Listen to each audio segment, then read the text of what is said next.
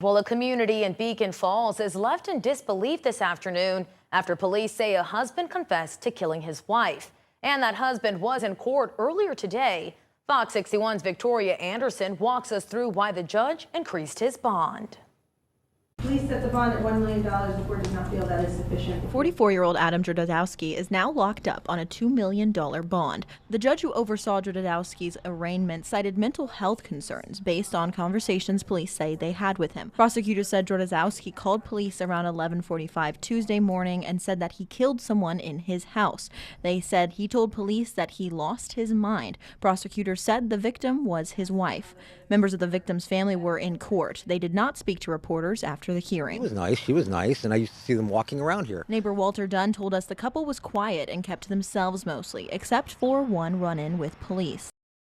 What if the person you trusted most, the person sleeping right next to you, suddenly became your worst nightmare? Not metaphorically, not in a dream, but in the most literal, terrifying way possible. That is exactly what Adam Drozdowski claimed happened on the night of May 5th, 2026, in a quiet mobile home park in Beacon Falls, Connecticut. He called 911 himself. He told the dispatcher he had lost his mind, and then he said something that stopped everyone cold. He said his wife was a serpent. Now, before we go any further, if you're new here, welcome to Crime Chronicles. Hit that like button, subscribe, and click the bell icon so you never miss a story like this one. Trust me, you do not want to sleep on this channel because we go places other people are afraid to go. Now let us talk about who these people actually were, because this is where it gets real. Adam Drozdowski was 44 years old. He and his wife Naeisha had been living at that mobile home park on 2nd Street for nearly 10 years. 10 years. That is not a short time. That is a decade of shared meals, shared bills, shared arguments, shared laughs. Neighbors described them as a very calm couple. Nice people. The kind of people you wave at in the morning and never think twice about. Stephen Palomar, a neighbor who had lived in that same park for 25 years, said what happened was completely unexpected.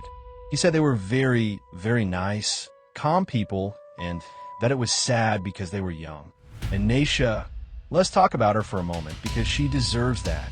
She was described as a beloved employee at Brewport, a brewery in Bridgeport, Connecticut. People who knew her said she had an unbending willingness to help others. Think about that phrase, unbending willingness. That tells you something about a person's character. She showed up. She cared. She was the kind of woman people remembered, not because she demanded attention, but because she gave so much of herself to the people around her. And she died inside the home she shared with her husband of 10 years, from blunt force trauma to the head.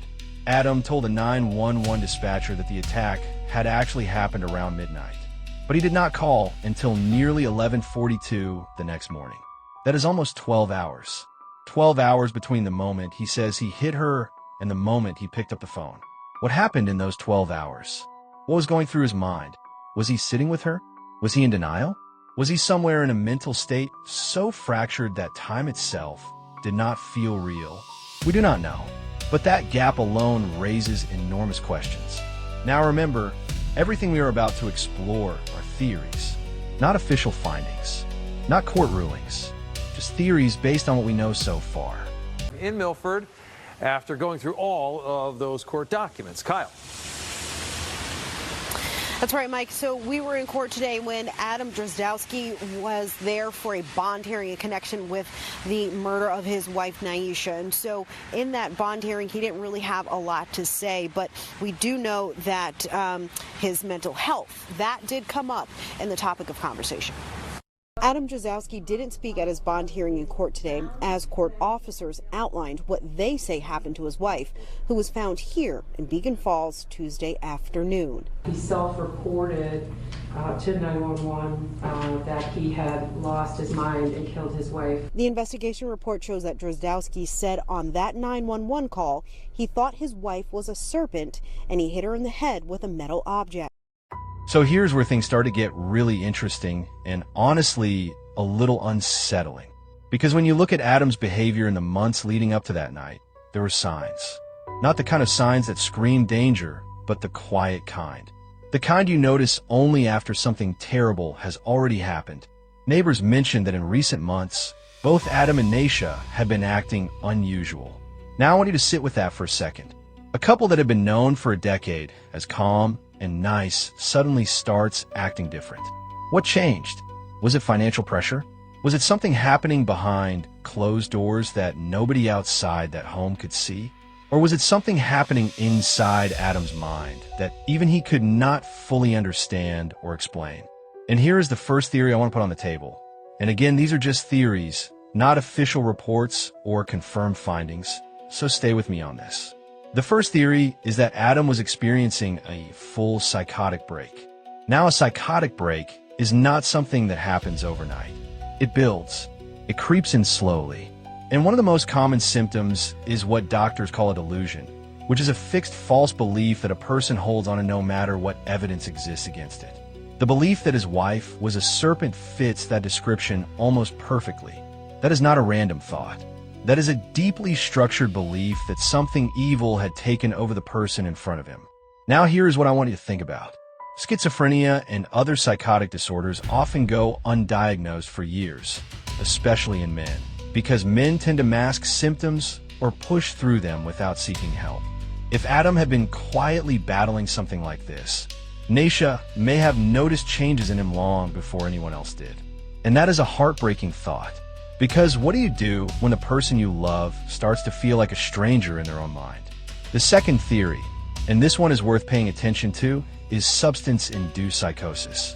Certain substances, and we're talking about things like methamphetamine, PCP, or even high-potency cannabis in people who are already vulnerable, can trigger psychotic episodes that are almost indistinguishable from schizophrenia.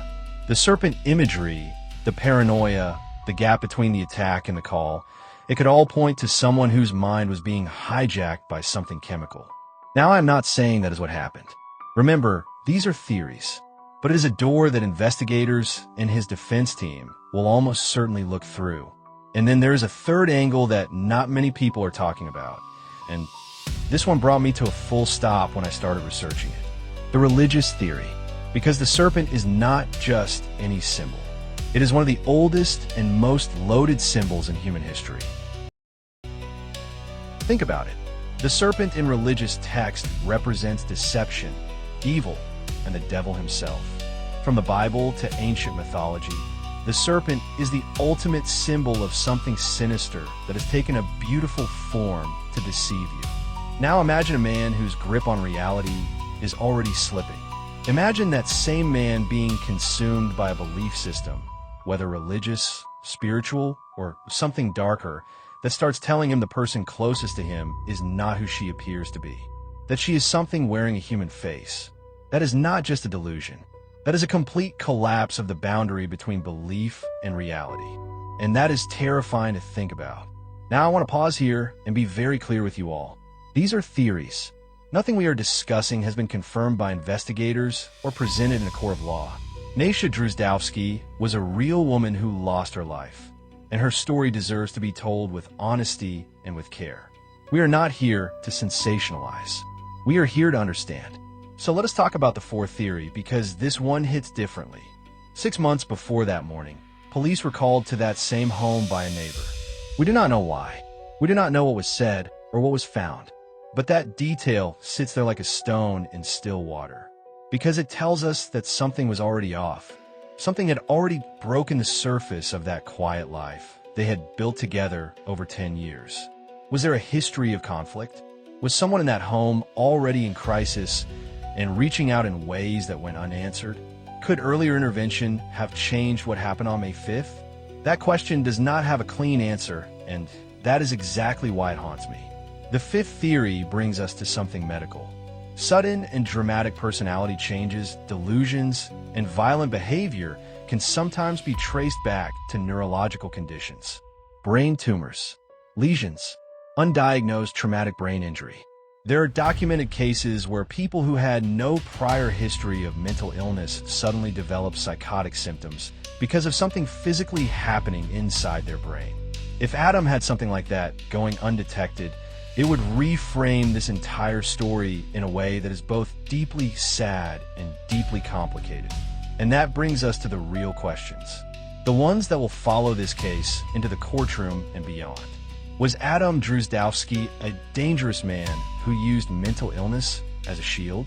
Or was he a man whose mind completely shattered and took the life of someone he had loved for over a decade? Can we hold someone accountable for something their fractured mind convinced them was necessary?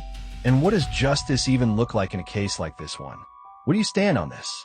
Drop your thoughts in the comments below because I genuinely want to know what you think.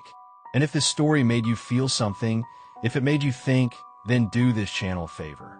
Like this video, subscribe to Crime Chronicles, and click that bell icon so you're notified every single time we drop a new story. We cover the cases that make you question everything you thought you knew about the human mind. And trust me, we're just getting started.